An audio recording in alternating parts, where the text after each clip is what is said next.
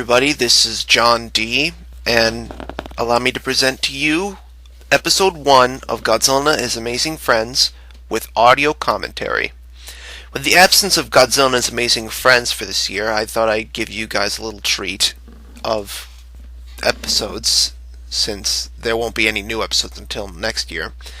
And what these episodes will do is they'll provide you with a little bit of trivia, what's actually going on, because I know a few people are confused at times, and basically give you a more in-depth overview of what the series wound up becoming.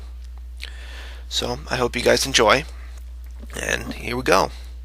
Now first off, I'd just like to state that this opening here that you see here, this is actually somewhat of a tribute to Zone Fighter, because seeing as Zone Fighter is the only Toho show that Godzilla legitimately appears in, is not just some sort of hokey little, oh look, it's Godzilla, make fun of him thing. I thought I'd put it in here because, hey, Godzilla actually being part of a show, that's actually kind of cool. Now this scene right here, this battle between Red King and Gauss, this fight, yes, it is actually an homage to Red King and Chandra's battle in Ultraman, because that was one of the few battles I saw when I was just starting to learn about Ultraman. Because the funny thing is, Godzilla and His Amazing Friends didn't actually start off as an episodic idea. It was just going to be a bunch of short battles, kind of like what Ultraman Kronos does, or Frank, if I may call him that, because they're kind of based off something like that at first, but after the exponential success, or not exponential, but surprisingly high feedback I got from episode 1, I decided to turn it into something episodic. What else that it was going to become, I'll explain a little bit later. But basically, what you're seeing right now, this is basically my first attempt at motion flying, which as you can see is not really all that good, as you can see by the blurring. But yeah, that's how it all started off, with blurring. Also, you'll notice that the ground looks a little fuzzy and sort of out of context as opposed to what everybody else looks like. The reason for that is because I didn't use a poster board for a ground. I had a rather white fuzzy rug that looks like snow, and I wanted to make it look more like snow, so I didn't really edit the ground that much, and unfortunately, now that I look back on it, it sort of sticks out against the background.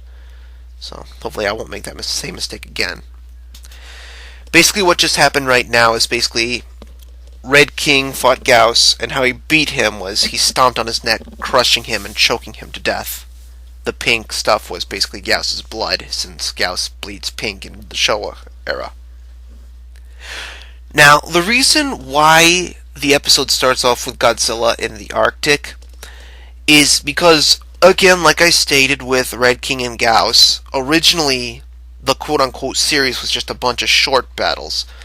Godzilla was just going to be there to fight against Red King and beat him, because Godzilla. He's Godzilla.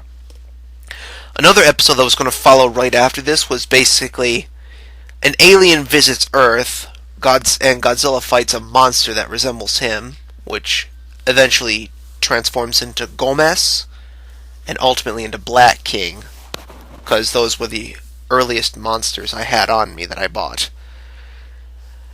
The reason why that episode eventually got cut was because at the time I didn't really have that much knowledge about Ultraman, and I was just fooling around.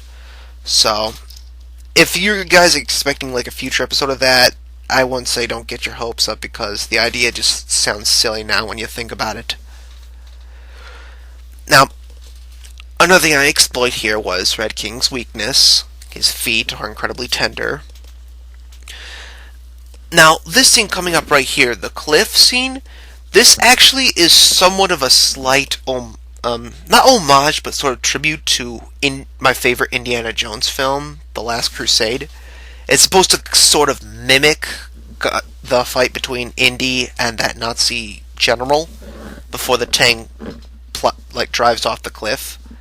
Hence, if you're listening to the music right now, that actually does come from Indiana Jones and the Last Crusade. The exact same scene, might I add. Another thing I should bring up is Godzilla sleeping at from earlier. I will get back and touch up on that as the series progresses, but don't expect an answer straight away for right now. Now, another thing I should bring up here is during Godzilla's breath scenes, I actually tried to mimic that of Jose Garcia, aka the guy who pretty much inspired me to do the series. Like right here, the glowing here, that actually is sort of like me trying to mimic it the best as I could, because his UVs pretty much were the main inspiration behind Godzilla and His Amazing Friends. So yeah, I just thought I'd like give him a little shout out right there. So if the guy is watching, just to let you know, you should be proud of yourself.